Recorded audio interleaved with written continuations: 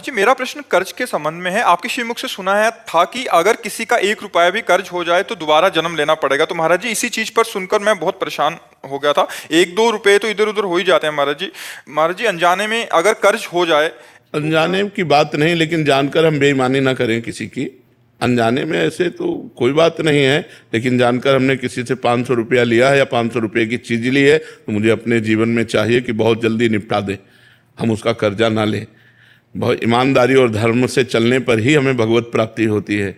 तो हम किसी का कर्जा ना लें, वो कोशिश करें जितना हमारे पास पैसा है हम उतनी ही सामान लें। यदि हम कर्जा लें तो बहुत जल्दी निपटाने की कोशिश करें और उसका कर्जा दे देना चाहिए। भूल चूक ऐसे उसका कोई महत्व नहीं है, लेकिन जानबूझकर हम किसी से कर्जा जो लेते हैं हमको निपटाना चाहिए। महाराज जी, एक इसमें और था कि महाराज जी, क्या कोई अगर खान पान कराए या कोई किसी ने पेट्रोल भरवा दिया या किसी ने कोई उपहार दे दिया, ये भी कर्जे के अंतर्गत आता है? नहीं, कर्जे के अंतर्गत नहीं आता है। यदि हमारा कोई रिलेशन है या कोई भावुकता का भाव है और हम उसके घर जाते हैं, हमें प्रसाद पवा देता है, तो वो कभी हमारे घर आता है, प्रसाद पा लेता है, इसका कोई कर्जा नहीं। अब हमारी गाड़ी में पेट्रोल क्यों डलवा रहा है, हमें देखना है कि हमसे कोई बुरा आचरण तो नहीं करवाना चाहता है, घूस तो नहीं दे रहा है हमको, हम ऐसे क्यों डलवा लें पेट्रोल? दोस्ती यारी में महाराज। हाँ, तो दोस्ती यारी में तो दोस्त है तो फिर डाल देता है, तो हम कभी उसका भी कार्य कर देते, वो बात अलग है। ऐसे नहीं, ऐसे कैसे कोई हमारी जेब में पैसा डाल दे, ऐसे कोई ऐसे कौन कर रहा है? हाँ, बिना बिना स्वार्थ के नहीं। वैसे बचना चाहिए, ये जो खान पान वस्तुएं हैं सबसे बचना चाहिए। मन से कोई कुछ दे, दान में खिला दे। क्यों ले, क्यों ले दान पुण्य क्यों ले? अपनी मेहनत की कमाई का खाएं हम।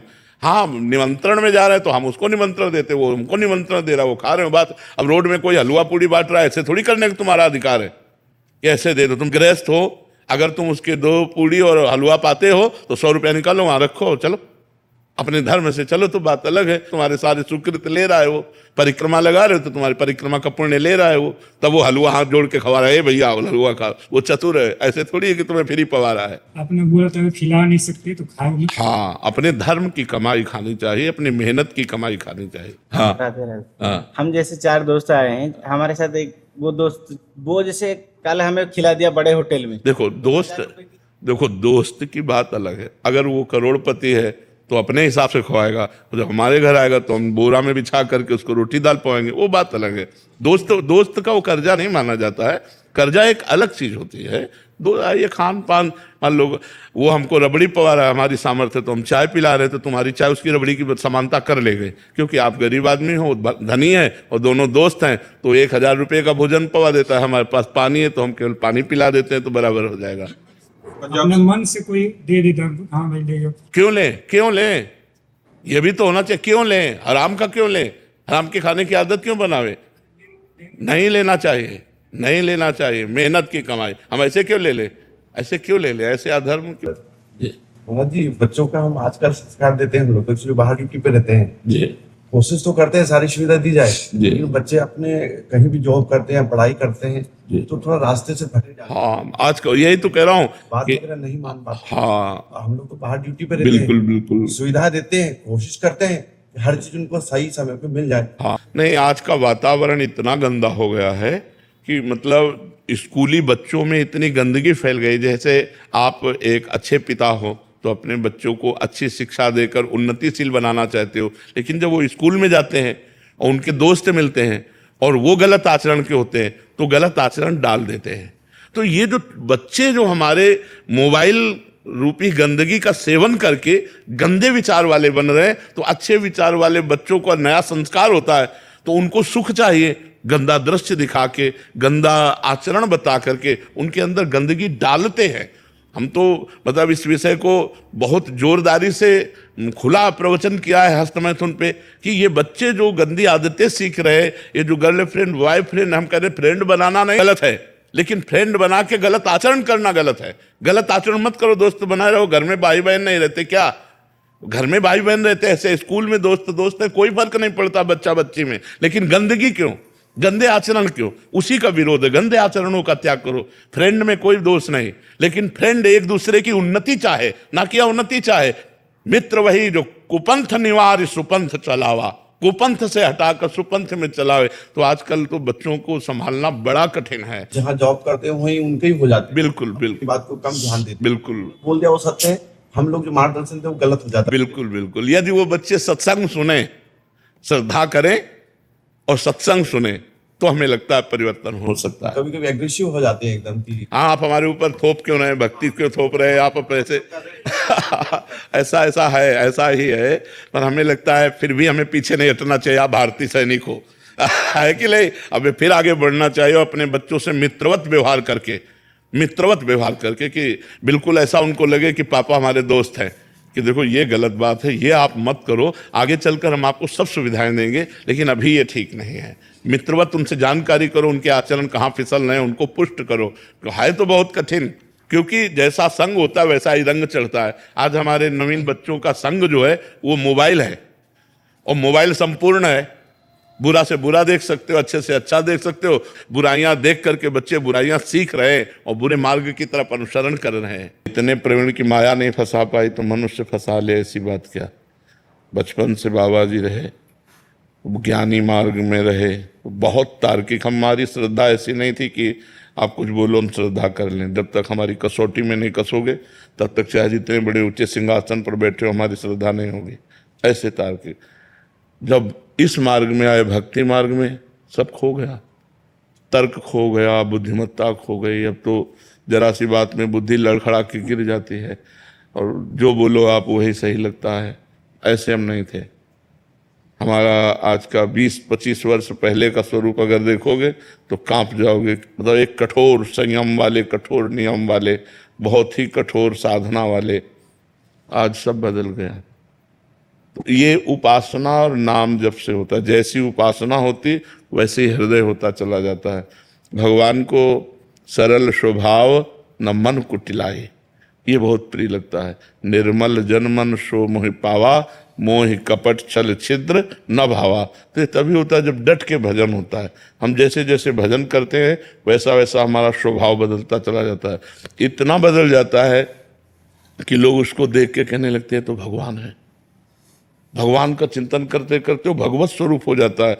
उसका स्वभाव दया में, करुणा में एकदम सरल सहज हो जाता है। ये भजन से होता है। अगर हम खूब भजन करें तो हमारा स्वभाव बदल जाएगा। स्वभाव बिगड़ जाए तो कहते हैं तो राक्षस है, स्वभाव बन जाए तो बोले देवता है, और स्वभाव भगवत भाव हो जाए तो लोग उसे कहने लगते हैं तो भगवान है साक्षात। ऐसा नहीं कहने ये तो हमारे भगवान है, क्योंकि भगवान का चिंतन करते करते उसका स्वभाव भगवत में हो गया। गंदी बातों का चिंतन करते करते उसका स्वभाव गंदा हो गया। तो यदि हम भगवान का चिंतन करें, भगवान का नाम जप करें, उनकी लीला सुने, गाएं, तो हमारा हृदय बहुत जल्दी पवित्र हो जाए और स्वभाव में छल कपट जो है ये दूर हो जाए। जो हृदय में वही वाणी में वही आचरण में, इससे सहज स्वभाव कहते हैं। जो हृदय में है वही वाणी में बोल रहा है, वही आचरण में हो रहा है। अगर आचरण कुछ और, हृदय में कुछ और, वाणी में कुछ और, उसे कपटी पुरुष कहते हैं, उसी को छल कहते हैं। और भगवान को अच्छा नहीं लगता। मोहि कपट छल छिद्र न भावा। तो हमें जैसा स्वभाव बनाना है तो वैसा चिंतन करना होगा। सरल स्वभाव बनाना है तो हमारे भगवान बहुत सरल है। भगवान का चिंतन, भगवान का नाम जप, भगवान की लीला कथा श्रवण और कथन, इसी से हो जाएगा। जी, इसमें उम्र और समय का भी समझौता आता है इसके साथ? नहीं, कोई नहीं आता। 16 वर्ष के सुखदेव जी हैं और 10-10 हजार वर्ष के ऋषि सब खड़े हो गए हाथ जोड़ करके। जब गंगा किनारे परीक्षित जी आमरण अनशन व्रत लिए थे तो सब बड़े बड़े ब्रह्म ऋषि आए थे। यहाँ तक कि उनके पिता और पितामह प्रपितामह सब आए हुए थे। व्यास जी श्री सुखदेव जी के पिता हैं, श्री कृष्ण द्वैपायन व्यास देव जी, और श्री कृष्ण द्वैपायन व्यास देव जी के पिता हैं पाराशर जी, और उनके पिता हैं शक्ति, शक्ति के पिता हैं वशिष्ठ जी। तो पराशर जी, वशिष्ठ जी ये सब खड़े हो गए थे। क्यों? क्योंकि ज्ञान की इतनी ऊंची धरा में श्री सुखदेव जी थे कि बड़े बड़े ब्रह्म ऋषि खड़े होकर उनका आदर। तो इसका अवस्था से लेना देना नहीं है कि ये 5 वर्ष का बालक है प्रहलाद, कितना बड़ा महान भक्त, दैत्यराज हिरण्यकश्यप से टक्कर ले लिया, हर कष्ट दिया उसने, लेकिन अपनी भक्ति नहीं छोड़ी। तो बड़े बड़े ब्रह्म ऋषि भी प्रहलाद जी का नाम आदर से लेते हैं, भक्तराज प्रहलाद। तो इसमें अवस्था का, ये ज्ञान वृद्ध है, इसमें वयोवृद्ध की महानता नहीं है। कि वो 50 वर्ष का है और वो 5 वर्ष का। हो सकता है 50 वर्ष वाला 5 वर्ष वाले की स्थिति को अभी छू भी नहीं पाया है, ऐसा होता है।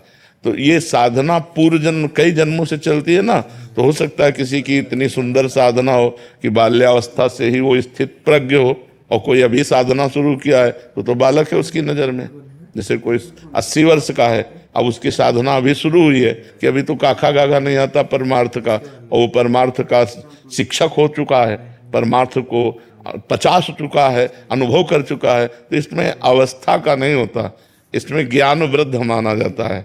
ज्ञान वृद्ध, कौन ज्ञान में ज्यादा है, अवस्था से इसका कोई लेना देना नहीं होता। हमारी वैदिक परंपरा रही है कि हम तुलसी जी की माला से नाम जप करें। गुरुदेव भगवान, आज के समय बहुत सारे लोग नाम जप करने के लिए काउंटिंग मशीन, काउंटर या अन्य किसी माध्यम से नाम जप करते हैं, क्या इससे देखो, पुण्य मिलेगा? हमारा पुण्य क्या, उसको भगवत प्राप्ति हो जाएगी। हमारा मतलब है भगवान का नाम स्मरण होना। किसका? भगवान। तो अब वो काउंटर चल रहा है, राम राम राम राम राम राम राम, तो काउंटर से भगवत प्राप्ति नहीं होगी, नाम से होगी। माला से भगवत प्राप्ति थोड़ी होती है। माला फेरत जुग गया, फिरा न मन का फेर, कर का मन का डार दे, मन का फेर। यदि हम राम राम जप रहे, कृष्ण कृष्ण जप रहे, तो काउंटर एक निमित्त बना। भगवान सच्चिदानंद का सच्चिदानंद नाम स्मरण होने से निश्चित भगवत प्राप्ति हो। खूब जपो, खूब जपो, जैसे बने वैसे जपो, बस जपो, भगवान का स्मरण करो, यही तुम्हें बचाएगा। नहीं, घोर करिकाल का ऐसा प्रभाव है कि सब पतन के मार्ग में जा रहे हैं। शराब पीना, मांस खाना, व्यभिचार करना, नशा करना, बस यही दिमागों में छाया हुआ है। सत्य मार्ग पर चलने के लिए एकमात्र गरज रहा है भगवान का नाम। कलयुग केवल नाम आधार। अगर नाम चल रहा है बचा लेगा तुम्हें, पकड़ लो। नाम नहीं चल रहा तो बच नहीं पाओगे। सारे सिद्धांतों को मिटिया मेट करने की सामर्थ्य कलयुग में है, वो मिटा देगा, पक्का मिटा देगा। उसकी ऐसी बातें हैं कि वो तुमसे पाप भी करवाएगा और आपको ये भी साबित कर देगा कि आप धर्मात्मा हो, चिंता मत करो। कलयुग बहुत गिराने वाला है। और नाम जब करोगे तो थोड़ी भी गलती तुम बर्दाश्त नहीं करोगे, तुम्हारा हृदय जलने लगेगा और भगवान से रो के कहोगे, भगवान ये गलती दूर कर दो, मेरे अंदर है। नाम नाम, कलयुग में केवल नाम। अगर नाम में विश्वास हो जाए तो सब बात बन जाए। सबसे कठिन है नाम में विश्वास होना। राम राम कहने को तो बहुत छोटा शब्द, लेकिन ये भगवान को भी अधीन कर लेता है। सुमिर पवन सुत पावन नामू, अपने बस करी राखे रामू। कहाँ कहाँ लगी नाम बड़ाई, राम न सकत नाम गुन गाई। स्वयं भगवान राम नाम की महिमा में असमर्थ पाए गए पूर्ण रूप से वर्णन करने में। ऐसे नाम को यदि हमें गुरु ने दे दिया तो राम कृष्ण हरि राधा जो नाम प्रिय लगे, खूब डट के जपो, देखो आनंद आएगा, इस लोक में भी और परलोक में भी। इस लोक में सुख सुविधाओं की कमी नहीं रहेगी और परलोक में आपको भगवान का प्यार प्राप्त होगा। इसलिए खूब नाम जप करो, नाम परम धन है।